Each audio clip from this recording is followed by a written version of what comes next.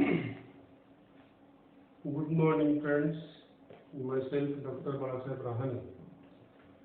So this is another topic for the TYB physiology in the topic of mammalian histology. The first chapter is tissue, outline of a tissue. So what is exactly means by a tissue? Tissue is nothing but the group of cells. But not only simply a group of cells, the group of cells having the same structure and same function, even the same location also. So such is called as a tissue. The tissue in the human body or animal body is not a single type. It is grouped into basically 4 types. What the 4 types are: epithelial tissue, then connective tissue, then muscular tissue, and 4th one is nervous tissue. So today we focus on the epithelial tissue only.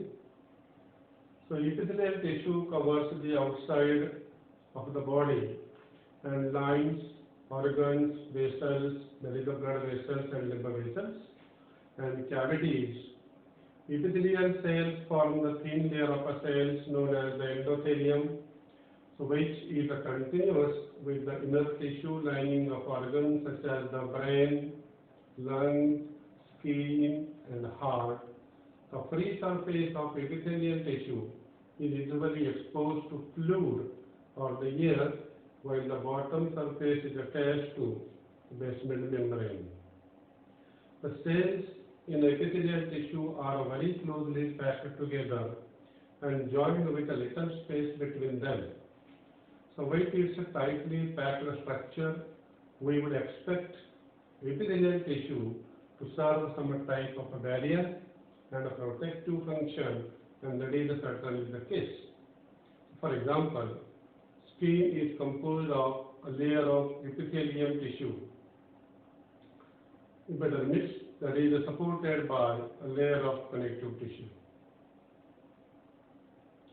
It protects the internal structures of the body from damage and dehydration. Epithelial tissue also helps to protect against microorganisms. The skin is the body's first line of defense against bacteria, viruses, and other microorganisms.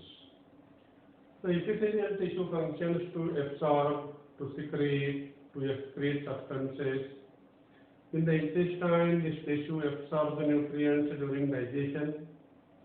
Epithelial tissue in the glands secrete hormones, enzymes, and other substances.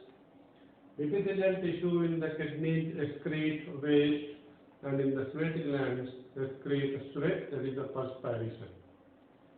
The epithelial tissue also has a sensory function as it contains sensory nerves in areas such as the skin, tongue, nose, and ears.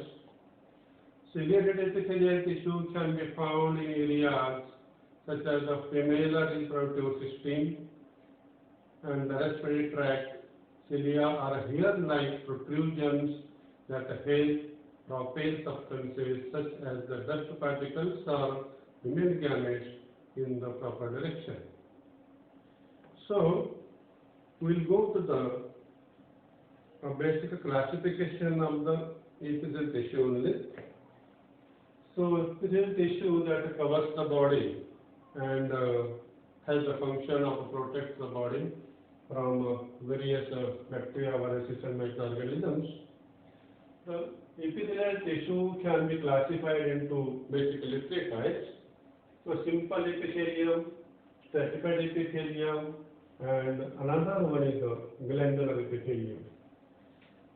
So simple epithelium, that means this epithelium is made by the single layer of the cells.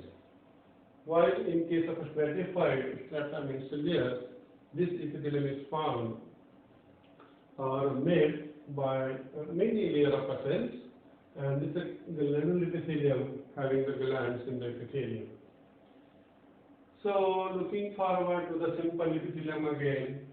simple epithelium as it is made by the single cell layer, but it can be further classified as simple squamous epithelium, simple cuboidal epithelium, simple columnar epithelium, and pseudostratified epithelium.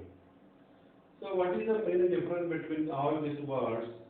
Simple means made by the single cell layer. Squamous cells means that this type of cells are scale-like, or in this case, length is more than the width, that is the scale-like cells. In simple cuboidal cells, that in this case, length and the width of the cells are equal, that is the cuboidal type of a cell, then but made by the single layer. Simple columnar cells, of course, in this case, the word indicates itself, it is the cells are column-like, that means height is more than the width. Then another fourth topic is pseudostratified. Pseudostratified, actually, these cells are single layer. It is not stratified, it is made by the single layer, but looks as a multi-layered section because due to the presence of a position of a nucleus in the cell, some are upper side, some are lower side, some are middle one. So that's why, depending upon the position of the nucleus, the cells are even single but looking as a multi-layered. That's why it's called as a pseudostratified epithelium.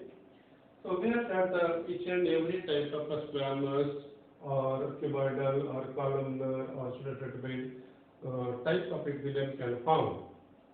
So simple squamous epithelial cells are found, say for example, hemorrhage to upper kidney tubules, then inner lining of lung alveoli, then all blood vessels and lymph vessels in endothelium of the cells or vessels.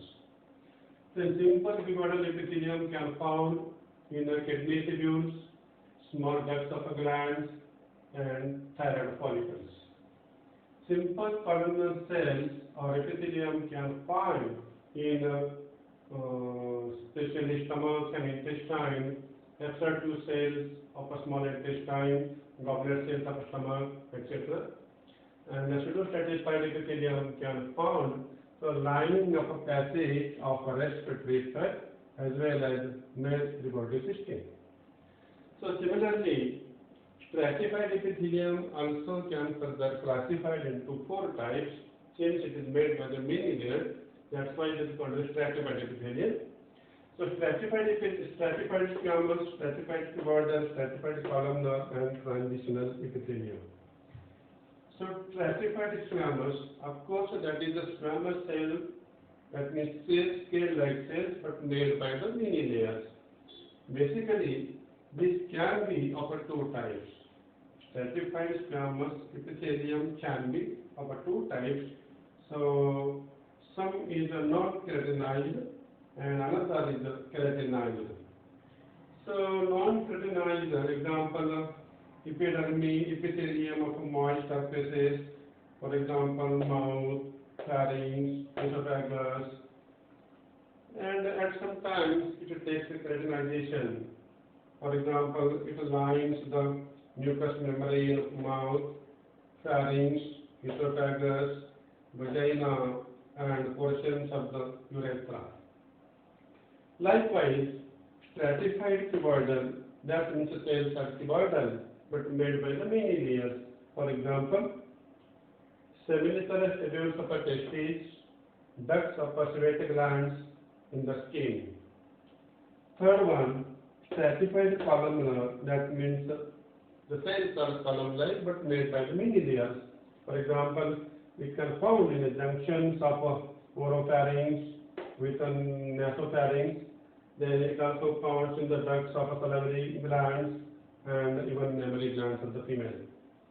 And fourth one is the transitional epithelium. In this case, not all the cells are similar type. This epithelium is made by the many layers, but not all cells are the same type. Some cells are scale-like, some cells are cuboidal, some cells are flat, and some also can show the dome-shaped surface at the upper surface. For example, upper part of the urethra, urinary bladder, ureter, and pelvis of the kidney. So this is something about the simple epithelium and stratified epithelium. Third one, this ciliary tissue can be classified into glandular epithelium. That means this can show the glands of a various type for doing a various functions. So these glands also can be classified according to three types. First is by their secretion. Second is by their secretion. Second is by their secretion type. And third one is by the manner in which the secretions are released in the medium. So first group is the classification depending upon the glands by their secretion. So what type of secretions are there? But by their shape. So unicellular, multicellular, exocrine, and endocrine. So unicellular means these glands are made by the single cell. Multicellular glands are made by the many cells. Exocrine, the glands are made for their secretion, and even the word glands means it has secreted something. So for their own secretion, some glands are having specific ducts or glands themselves. They are called as exocrine glands. For example, sweat glands, sebaceous glands, liver, pancreas. Then endocrine glands. The endocrine glands are those glands, even their secretion is poor, but they do not have any specific branches or ducts or canals to transport their secretion into the or up to the target organ. That's why they pour their secretion directly in the blood. For example, adrenal gland, pituitary gland, thyroid, islets of Langerhans in the pancreas, testes, ovaries, right. Secondly, by their secretion type. So what type of a secretion that cells can make? So first is the mucus type secretion. The glands can secrete only a slimy secretion. So serous type glands are there. That means they secrete only watery secretion. So they are grouped in the serous gland. In this mixed type, that means they can secrete somewhat slimy secretion or mucus secretion, and maybe at the same time watery secretion. So that's why mucus type slimy secretion as well as watery secretion, it is called as mixed secretion or mixed gland. And fourth one is the miscellaneous. That means they secrete their substances or chemicals or juices. They are not identified exactly what is meant by slimy or watery or any other. They are of different types of secretion. That's why it is called as miscellaneous secretion. And third grouping part is by the manner in which the secretions are released. So there are again three types. One is the merocrine secretion.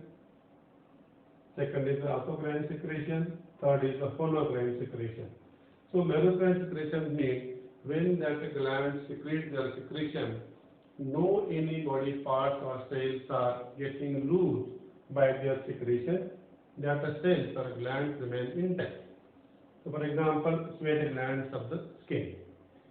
Secondly, apocrine secretion or apocrine glands are those gland cells along with their secretion, some part of the cells are getting loose along with the secretion. For example, mammary glands of the woman. Then third one is the holocrine secretion. In this case, along with the secretion, all the parts of the cells or glands are getting flowing along with the secretion. For example, sebaceous gland of the skin. Now, so this is the basic classification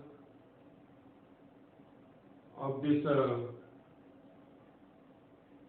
epithelial tissue, so which was simple epithelium, stratified epithelium, and glandular. Now, we are having some basic functions of the epithelial tissue. So based on the location, epithelial tissue performs a bunch of functions, some of which are we can group their functions. The first group, the protection. So one of the most critical functions of epithelial tissue is the protection. It protects the cells present below against the radiation, desiccation, invasion by pathogens, toxins, and physical trauma. The absence of blood vessels in the epithelial tissue thus prevents bleeding in the tissue during ablation. Second group is the transportation.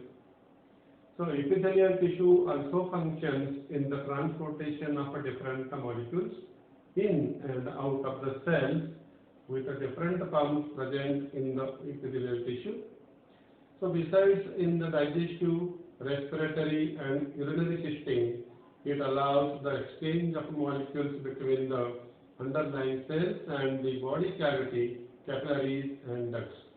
So third group is the secretion function. So glandular epithelium secretes various macromolecules like hormones responsible for multiple bodily functions. Then many endocrine and exocrine glands also help maintain the body surfaces, for example skin, as well as support the functions of various organs for digestive system. Fourth group is the absorption function. So by the function of various specialized structures like cilia and microvilli on the surface of a cell, epithelial tissue also aids in the absorption of multiple molecules by increasing the surface area. In the digestive system, columnar cells of the small intestine help in the absorption of water and various other nutrients. So another group of functions is receptor function. Some cells in the epithelial tissue are specialized to perform sensory functions that can detect the sensory information and convert them into neural signals. Cells in epithelial tissue like the pseudostratified columnar epithelium of the olfactory mucosa contain apical cilia that allow the sensation of odor. So this was something about the classification, concept and functions of epithelial tissue. So thanks for your kind attention. Thank you.